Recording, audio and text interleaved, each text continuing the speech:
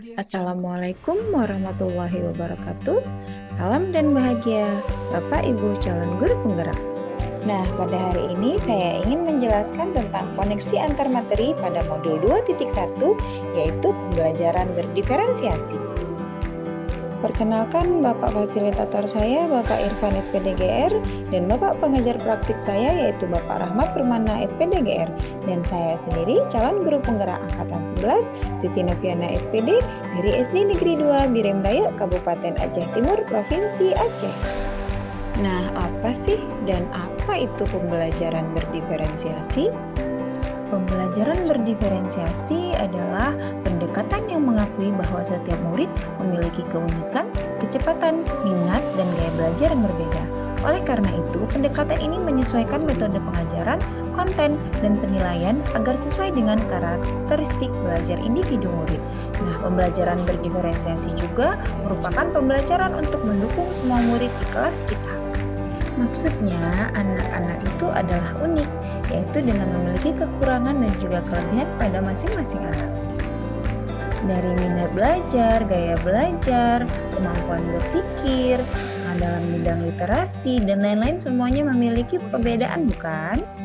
Nah, inilah salah satu cara guru untuk dapat memenuhi setiap kebutuhan belajar murid dan membuat mereka merasa nyaman dan tentunya proses pembelajaran dapat tercapai. Agar dapat melakukan pembelajaran berdiferensiasi, yang pertama yaitu memahami tujuan pembelajaran, yang kedua mengetahui dan merespon pembelajaran murid, yang ketiga menciptakan lingkungan belajar yang mengundang murid untuk belajar, yang keempat melakukan manajemen kelas yang efektif, dan yang kelima melakukan penilaian berkelanjutan.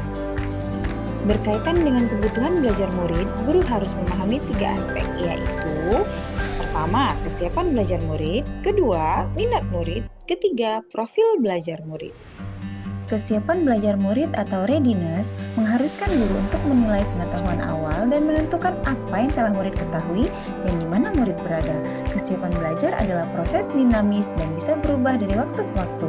Oleh karena itu, pendekatan yang holistik dan berkelanjutan dalam memahami kesiapan belajar murid adalah kunci untuk memberikan dukungan yang efektif dalam perjalanan pendidikan mereka. Nah, yang kedua yaitu minat murid. Minat yang berada pada setiap anak tentu berbeda-beda. Minat yang tinggi akan memberikan dorongan intrinsik bagi murid untuk belajar lebih banyak tentang topik atau subjek tertentu. Mereka akan merasa senang dan tertarik untuk mencari tahu lebih banyak dan terlibat aktif dalam proses pembelajaran. Nah, yang ketiga ada profil belajar murid. Nah, dalam profil belajar murid ada lingkungan, budaya, gaya belajar, kecerdasan majemuk. Kebutuhan belajar murid dapat diidentifikasikan berdasarkan cara-cara berikut ini: mengamati perilaku murid, mengidentifikasi pengetahuan awal, mereview dan melakukan refleksi terhadap praktik pengajaran, berbicara dengan guru murid sebelumnya, membaca rapor murid di kelas sebelumnya, menggunakan berbagai penilaian formatif dan juga diagnostik.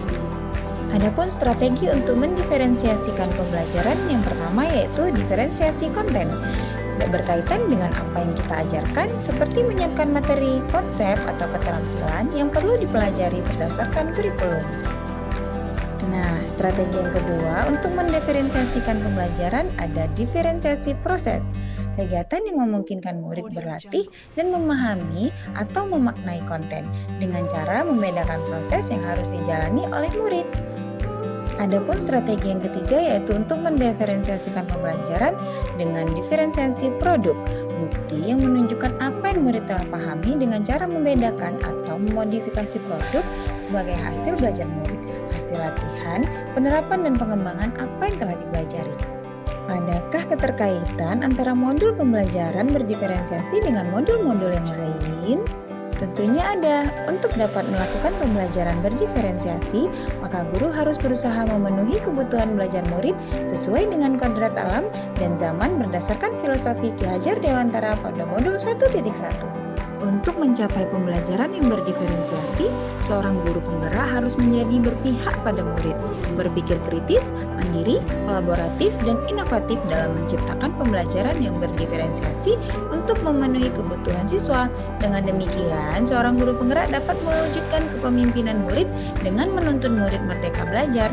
Hal ini sesuai dengan nilai dan peran guru penggerak pada modul 1.2. Dalam menciptakan pembelajaran berdiferensiasi dapat menjadi salah satu strategi untuk mewujudkan visi guru penggerak yang berpihak pada murid. Nah, ini ada pada modul 1.3. Dalam pelaksanaan pembelajaran berdiferensiasi, penting bagi guru dan murid untuk mencapai kesepakatan kelas terlebih dahulu agar proses pembelajaran dapat berjalan dengan baik, sesuai dengan nilai-nilai budaya positif. Sebelum memulai proses pembelajaran yang berdiferensiasi, guru dan murid harus mencapai kesepakatan bersama dalam kelas untuk memastikan proses belajar berjalan lancar sesuai dengan menghargai nilai-nilai budaya yang positif. Ini ada pada modul 1.4. Nah, begitulah semua pengetahuan terhubung ke semua pengetahuan lainnya. Yang menyenangkan adalah membuat koneksinya dari Arthur auf der Heide.